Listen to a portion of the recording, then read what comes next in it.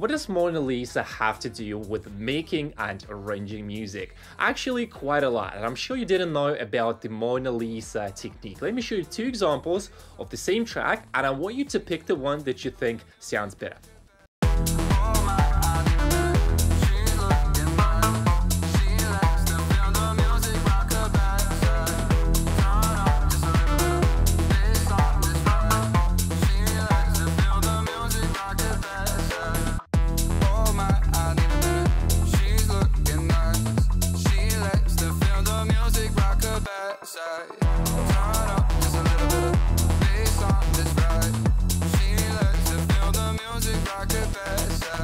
The second example is way more simple. There's one main melodic idea, which in this case is a vocal, so it's the leading instrument, the leading element. And because I built the whole arrangement and the whole balance around the vocal, this is the reason why the second example sounds so much better. So for those of you who are new to the channel, my name is Vlad and I create superstar music producers. If you want to work one-on-one with me on your music, all the links are down below. Feel free to book a call with me right away or send me a message if you want to know more about my flagship coaching program. This was probably the biggest problem that I had back then when I started making music. So that was the problem. Why finishing tracks was painful. It was such a pain in the ass. I was feeling frustrated, discouraged, and I feel like a lot of you could relate to this and you will relate to this. So let's talk about that. So this is the number one reason why you may be struggling with finishing tracks and why it is so painful. So this diagram, it represents how the production and the arrangement process looked for me back then. So it has a lot of these sounds, and this is actually, we're going to refer back to the example number one. I had so many elements playing at the same time, and because of that I was struggling, and a lot of you are struggling still. And the problem is, when there are too many elements playing at the same time, the listener will not be able to focus, right?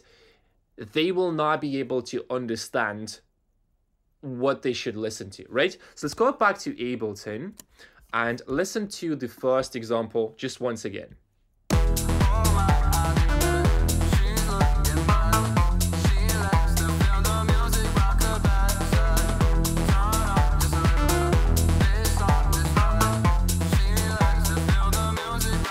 It's just like too many elements playing at the same time, and we'll lose focus, we'll lose the clarity, and the main idea is just getting buried in all of these sounds, right? So this is actually like a wrong way to arrange tracks. Like if you have too many sounds, it's just not gonna work. So let me show you the right way to arrange a track. So this is again like a schematic representation of how we could arrange a track, and I'll show you. We'll do a little bit of this together in this video. But basically, all you really need to start arranging the track is going to be just the main vibe. So that could be like kick, bass, drums, vocal, and a melody. I quite often don't even use any chords, you know, so that's the thing. So once you get the basic idea done, that's it. That's all you really need to do. So for example, we could start the intro with the hook, right, for Spotify. So we start with vocal plus main theme, could be the melody. Then drop one, we take it out. I'll share more of like arrangement tips as well. And then drop one, that could be where we have a little bit more energy. So we start adding a bit, but not everything. Then we have the break, and then drop number two is going to be the climax, right? So where we have all the sounds playing at the same time, pretty much, right? So let's go back to Ableton and let's listen to this loop, and I want to break it down for you so you understand when you can start arranging the track horizontally, right? So we have the basic kick of the bass.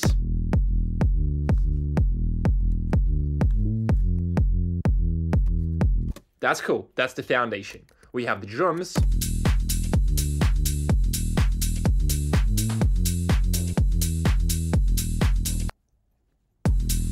The more tracks I play in the club when I DJ, the better I understand that simplicity is pretty much like the number one thing that you should be looking for in the track. And once we put a vocal, that's like pretty much it. We can already start arranging. Oh my, I need a minute. Maybe you want to add, let's say we just add like the melodic pad. That's like the sound in the background. Oh my, I need a minute. She's looking nice. She likes to feel the music rock up. And yeah, for sure, like we could add the plug sound, we could add the drone, which is just like one note, that's it. And then, yeah, we have the vocal and the rhythm. So how many sounds do we have? So pad, pluck, rhythm, pluck. What else? We have the drone, vocal, kick, bass, drums. Let's say those are like 7 sounds. And that's it. And if we compare this to this one, we have the pad, we have the plug, we have another plug, we have another one. And you already can hear that it's just a huge mess. It becomes like a mess. And once we start adding the vocal, the kick and the bass, the drums, it becomes a very huge mess. So the track is going to lack focus. So that is the problem. Let's jump back into the presentation and talk about that. So instead of adding elements vertically and trying to add more, what is better to do instead? And once I understood this, it became so much easier to arrange my tracks, right? So do not add too many sounds vertically. Once you get the main idea done, start arranging horizontally immediately. And we're going to do this together, so don't worry. I'll actually show you how simple that is. So let's do a little recap. The problem that I had is that I was adding more sounds to the track than needed. Too many sounds at the same time will sound muddy, just the fact. The track will be impossible to arrange and finish, like almost in most of the cases. It's impossible to mix such a track, so no matter what I do to the first demo, it will not work that well because it's just like too much. Start arranging horizontally as soon as you get the main idea done. Really important one here. And 16 to 32 bars is ideal for arranging. 8 bars will sound too boring, although like in most cases it will work. But really, guys, you just want to make your basic loop, let's say like around 1 minute, like at least. Like, come on, like it's not really that hard. And then the whole process of arranging and finishing will be so much simple if you follow this advice, right? So let's talk about the Mona Lisa technique, which is a really useful technique for making music. So let's take a look. When you look at the picture, you will notice the foreground, right? So you can see like the face, the actual face, middle ground, and the background. So everything has its own purpose, and we can use it in music as well. So no matter the music you make, you can only have one focus, one idea, whether it's going to be like the vocal or lead, chords, depending on the genre, right? Everything else is built around it and supports it. So let me actually show you what I mean here. So you can see the background, the middle ground, and the foreground, right? So let's talk about the main theme. So the main theme could be melody, vocal, as it was in the demo here, was the vocal. Then the middle ground is usually like a harmony or the second most important elements. It could be chords, second melody, vocal harmony, and so on. And then the background. So the background is usually going to be something like a drone. Could be, oh, sorry for the noises. My cat is making some noises. So for the background sounds, we could use some atmospheres, melodic effects, back vocals, ear candy, and so on and so on. So let me show you how I would apply this in Ableton in this track. So if we take a look at this track, right, let's just go one by one. So the main idea is the vocal. Oh my, I need a minute. She's looking nice. She likes to feel the music rock her back. Right, that's the main idea. So how I would usually do it, I would pretty much build the whole track around it. So let's start with the kick and the bass. I just usually start balancing everything from kick, bass, and drums. So let's get the basic balance, right? Because that's like the foundation, right? It's a club track.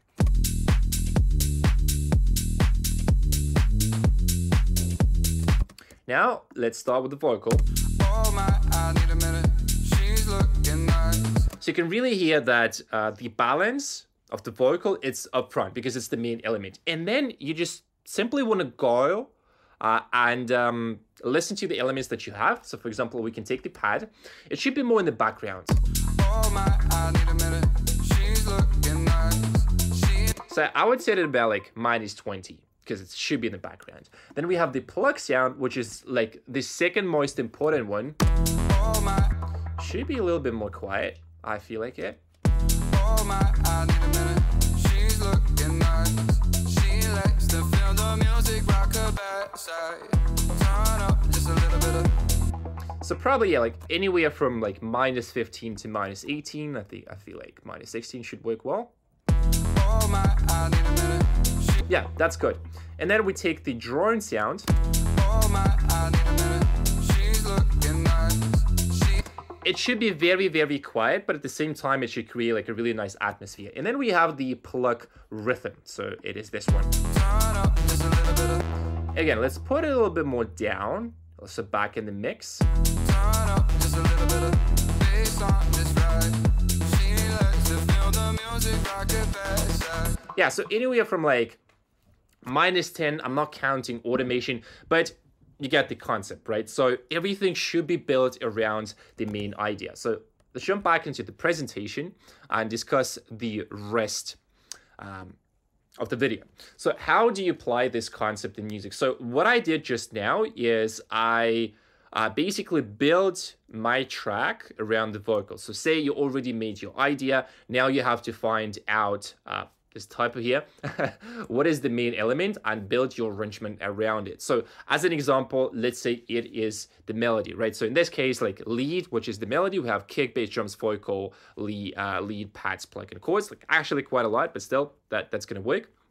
So exactly as I did it in Ableton right now, you want to do the same thing for your track, right? So for example, this could be like a really simple schematic example. So in the intro build, we could have bass, vocal, lead sound, so T's main theme.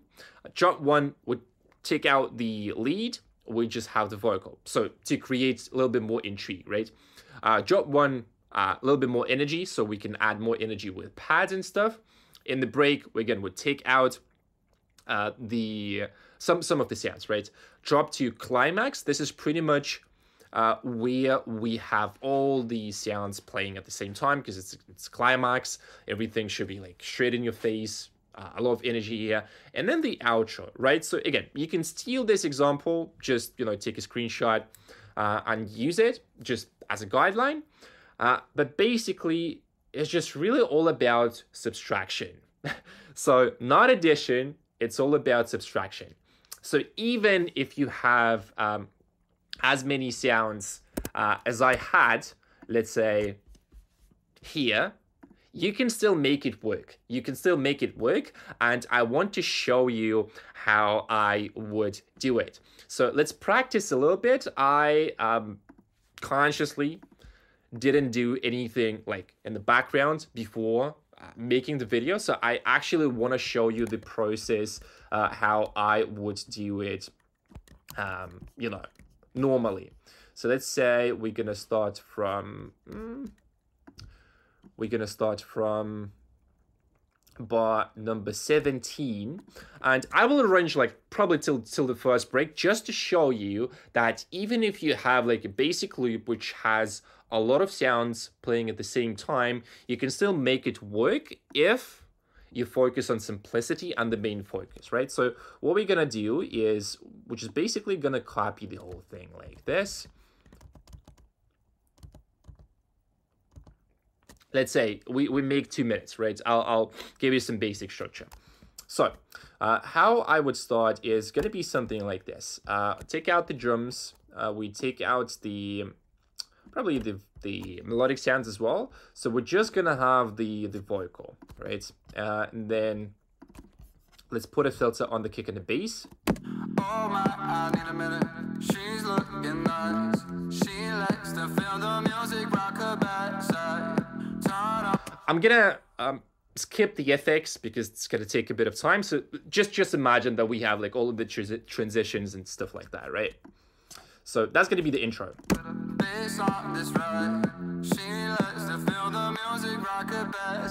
And from here, we're going to take out the vocal and just continue with kick, bass. Because in the club, what I noticed on headphones might seem boring, but in the club, it's like, so good. Like, trust me, it's going to work.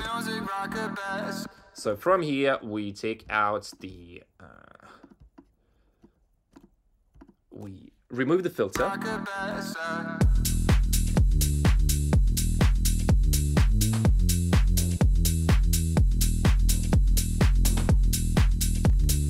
Oh, let's actually maybe remove the right. Yeah, just like this.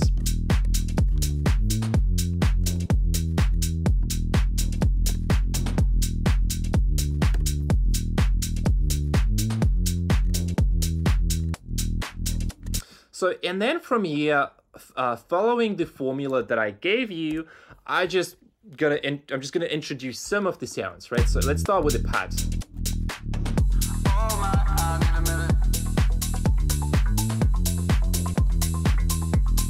And then again, we could do some creative processing just real quick, like this.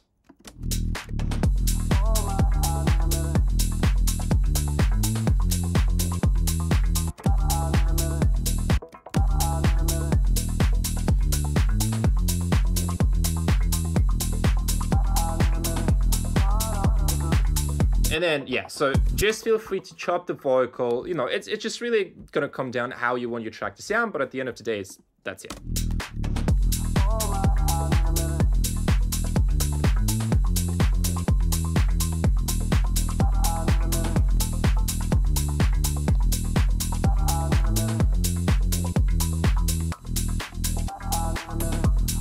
And then from here, let's start adding a little bit more. So for example, that could be like the pluck rhythm. So it could be,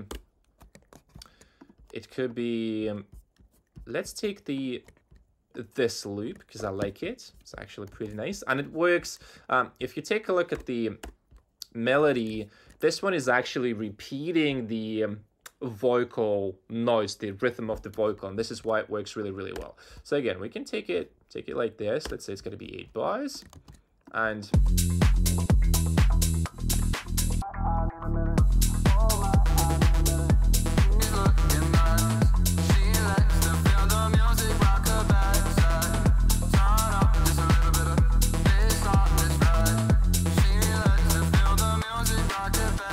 so let's say that here is going to be the break. So let's take out the kick of the bass here. So maybe just keep the drums, right? And then from here, that's going to be the climax. So on the climax, I'm going to add more elements. So let's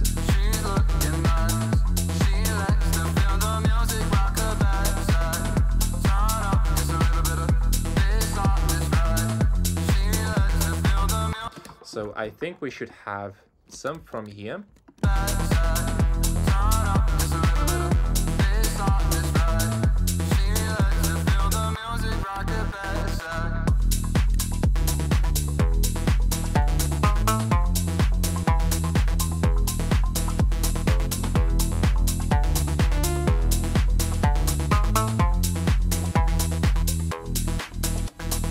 Yeah, and then from here, it's, again, pretty much the same concept. So these two sounds, it's not like ideal, this is not perfect, but I hope it shows you that even if you put like a lot of sounds, if you just spread them out throughout the whole arrangement, you can still make it work. So like I would just make a couple of tweaks maybe to this melody, right? So what we can do here, it's like still, it doesn't really fight for the space that much. So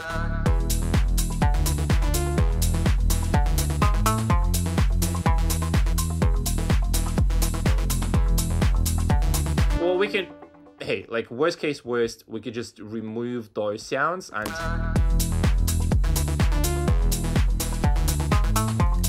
then you can really play around. So the most important word as for this tutorial is going to be subtraction. And then that's pretty much gonna be it. So that's really, really all you need to know. And again, if you focus on the different parts of your track, right? So the foreground, the middle ground, and the background. And if you really think critically, what's the main sound, what's the second important sound, and what's the the background sound, right? So again, take a look at the Mona Lisa, steal Mona Lisa technique, and then you'll be able to finish your tracks much faster, and so on, and so on, and so on.